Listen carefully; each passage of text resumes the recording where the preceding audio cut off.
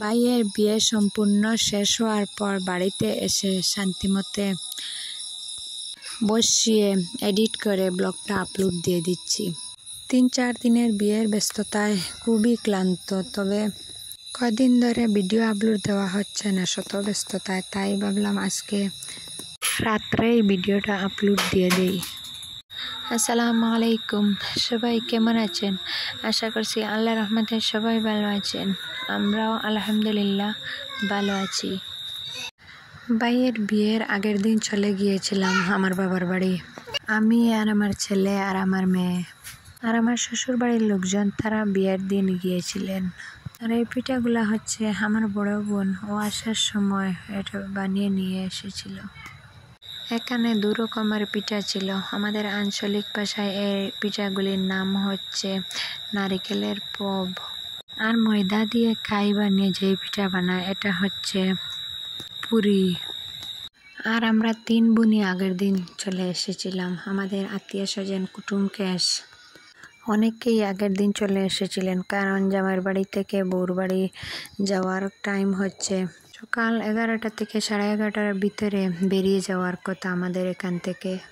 যেতে যেতে অনেকটা সময় লাগবে, অনেক দূর।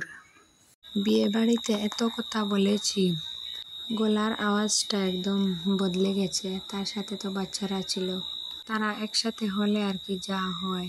এখন মনে হচ্ছে মুখ দিয়ে কথাই বের হচ্ছে না, তবে একটু কষ্ট করে আপনাদেরকে ভিডিও আপলোড দিয়ে দিচ্ছি। মাছ মুরগি কাটার সময় হাতটাও এখন কেটে গেছে। আচ্ছা, যাই হোক, আগের দিন একটা গিফট চলে এসেছিল, তাই ওটাকে আনবক্সিং করছি। এই গিফটটা কে দিয়েছিল জানি না, তবে খুব সুন্দর ছিল। আগের দিন চলে আসার কারণে মনের একটু উৎসাহ নিয়ে দেখছিলাম। আর এরকম গিফট আনবক্সিং করতে তো আমার খুব ভালো লাগে। আমার সেই পুরনো কথাটা আবার একবার নতুন করে বলে রাখি, আমার আজকের ভিডিওটা যদি আপনাদের কাছে ভালো লেগে যায়, প্লিজ একটা লাইক দিতে ভুলবেন না। আর আপনি যদি আমার চ্যানেলে নতুন হয়ে থাকেন, আপনি চাইলে আমার চ্যানেলটাকে সাবস্ক্রাইব করে নিতে পারেন। আর ফেসবুক থেকে দেখে থাকলে ফলো দিয়ে দেবেন। আর আপনি যদি এই কাজটি অলরেডি করে থাকেন, আপনাকে অসংখ্য ধন্যবাদ। এখানে জায়গা রেডি করা হচ্ছে, জামাইকে মেহেন্দি লাগাতে হবে। আমার ভাই মেসাব ভিডিও করেছিলাম, তবে আমার ভাই বলেছিল যে এই ভিডিওটা না ছাড়তে, তাই এই অংশটা আর আপনাদেরকে দেখালাম না। এখানে গাছের পাতার মেহেন্দিটা ব্লেন্ড করে নেওয়া হয়েছে। আমার চাচাতো বোন নিয়ে বসে আছে। মেহেন্দি লাগানোর শেষে আমার বোনজিরা এখানে নাচানাচি করছে শাড়ি লাগিয়ে। একের পর এক ডান্স করেছিল, খুব ভালো লাগছিল এই মুহূর্তটা। বিয়ের অনুষ্ঠান বা ঈদ এসব জিনিসে বাচ্চারা খুব খুশি করে, আনন্দ করে। আমরা ছোটবেলা খুব আনন্দ করতাম, এটা ভাবতাম না যে কার বাড়িতে বিয়ে হচ্ছে।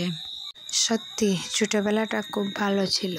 আজকে বাড়ি আসার সময় আমি আর আমার ছোট বোন পুরনো স্মৃতি দেখতে দেখতে চলে আসলাম, তবে রাত্রিবেলা এসেছি তাই এত কিছু দেখতে পারি নাই। আজকে আসার সময় অন্য রাস্তা দিয়ে এসেছি, তাই এই পুরনো স্মৃতিগুলো দেখতে পেরেছি। আচ্ছা, বাকিটা পরে বলছি। এখন আমার বোনজির কোন গানে ডান্স করছে সেটা একটু শুনিয়ে দিই আপনাদেরকে।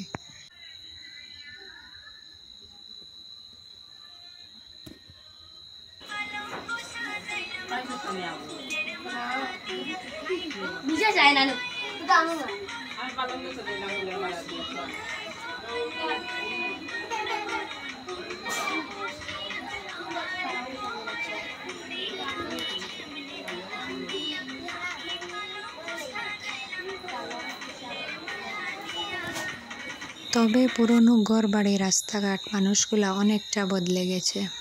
আর আসার পথে যে স্কুলে পড়েছিলাম সেটাও দেখতে পেয়েছি। আর আমার ছেলেকে দেখাচ্ছিলাম যে ওই স্কুলে পড়েছিলাম। আর পাশ থেকে আমার মেয়ে চিৎকার করে বলে উঠছে যে, মা, আমাকে নিলা না, তুমি স্কুলে গেলা। এই কথা শুনে আমি আর আমার ছোট বোন হাসতে হাসতে শেষ।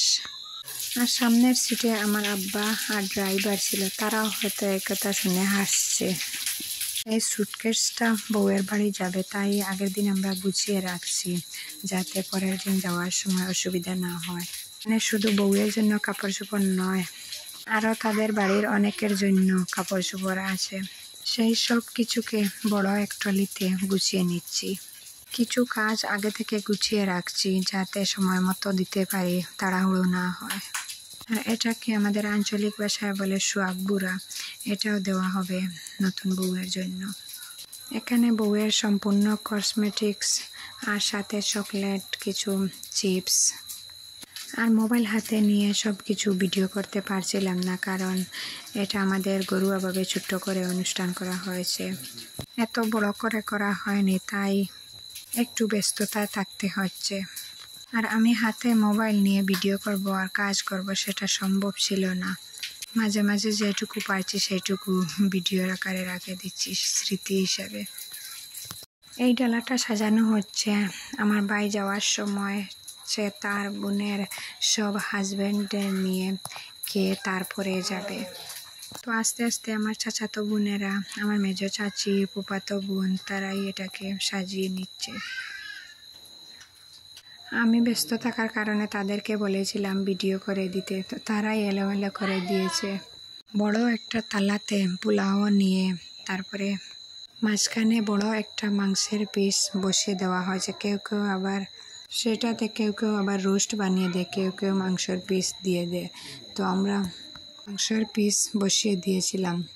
তার সাথে আমি সাজানোর সময় সামনে থেকে বসে দেখতে পারি নাই, পরে ভিডিওতে দেখে নিয়েছি কি করেছে। রাত্রে অর্ধেক বয়স করে রেখে দিয়েছিলাম, অনেকটা রাত হয়ে গিয়েছিল। সকালবেলা উঠে নাস্তা টাস্তা করে তারপরে বয়সটা দিচ্ছি। এখন আমার মেয়ে আমাকে ছাড়া ঘুমাবে না, আর ও পাশে থাকলে তো কথা বলতেই থাকবে, বয়সটা দেওয়া যাবে না। আর এখানে তো দেখতেই পারছেন কি বসানো হয়েছে, একে একে করে সব সাজিয়ে বসিয়ে দিয়েছে তারা। অনেকটা সময় ধরে তারা এই ডালাটা সাজিয়েছে, খুবই সুন্দর হয়েছিল সামনে থেকে দেখতে। আমরা 3 বোন বিয়ের আগের দিন একসাথে চলে গিয়েছিলাম, আবার যে যার বাড়ি একসাথে ফিরেও এসেছি। এখন অনেকটা শান্তিতে থাকতে পারবো, কারণ আমার 2 ভাইয়ের বউ আছে মায়ের সাথে। আর কি চাই, এই পৃথিবীতে সন্তান আর মা বাবার শান্তির চেয়ে আর কিছু হয় না। আর তারা সবসময় ভালো থাকুক, এটাই চাই। আগে আমি মাকে নিয়ে চিন্তা করতাম, কোনো একটা বড় কাজ পড়লে যে মা এক কাজ কিভাবে সামলাবে। এখন অনেকটা হালকা লাগে। আচ্ছা যাই হোক, এখন তাদের সামনে দেওয়া হবে এই ডালাটা। সবাইকে ডেকে ডেকে একসাথে বসানো হচ্ছে, আর টাইমও এগিয়ে আসছে, তারা তাড়াহুড়া করছেন। উপরে একটা পেপার দিয়ে দেওয়া হয়েছে। প্রথমে এটা খেয়ে নেবে সবাই মিলে, আর তারপরে এক একটা প্লেট দেওয়া হয়েছে সবার সামনে, সবাই একটু নাস্তা করে করে যাবে। সেখানে পৌঁছাতে গিয়ে অনেকটা সময় লাগবে, অনেক দূর, তো তাই একটু নাস্তা করে করে সবাইকে বিদায় দেওয়া হচ্ছে। আর এখানে সবাই যে যার বাড়ি থেকে নাস্তা করে এসেছে, তারপরেও এখানে সামান্য নাস্তার ব্যবস্থা করা হয়েছে। তারপর আমরা বসে ওকে নিয়েছিলাম। এত অগুছালো রান্নাঘরটা, কোনোভাবেই গুছানো যাচ্ছে না।